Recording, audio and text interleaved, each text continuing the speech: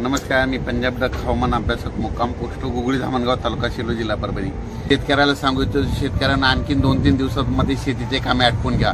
कारण की राज्यामध्ये 4, 5, 6, 7 जून नंतर राज्यामध्ये तो पाऊस थोडा पुढं सरकत जाईल. म्हणजे मुंबई, पुणे, नाशिक, सातारा, सांगली, सोलापूर, नगर, संभाजीनगर, जालना, बीड, परभणी, नांदेड, हिंगोली, लातूर, उस्मानाबाद आणि तसाच तो पाऊस यवतमाळकडे जाणार आहे. म्हणून हा अंदाज लक्षात द्यायचा.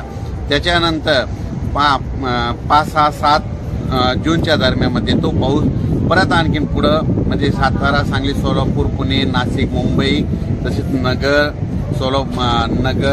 पुणे, औरंगाबाद, त्याच्यानंतर बीड, परभणी, लातूर, हिंगोली, वाशिम, नांदेड आणि त्याच्यानंतर बुलढाण्यापर्यंत 7 तारखेपर्यंत तो पाऊस सुरुवात होईल.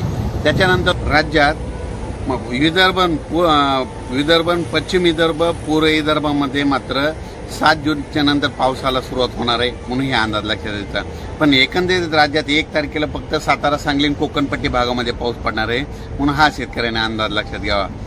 अचानक वातावरणात बदल झाला तर परत एक टेक्स्ट मेसेज टाकणार आहे आणि टेक्स्ट मेसेजद्वारे शेतकऱ्याला मेसेज येईल आणि एक यूट्यूबच्या माध्यमातून माझा एक स्वतःचा मेसेज होईल. थांबतो. जय हिंद, जय महाराष्ट्र.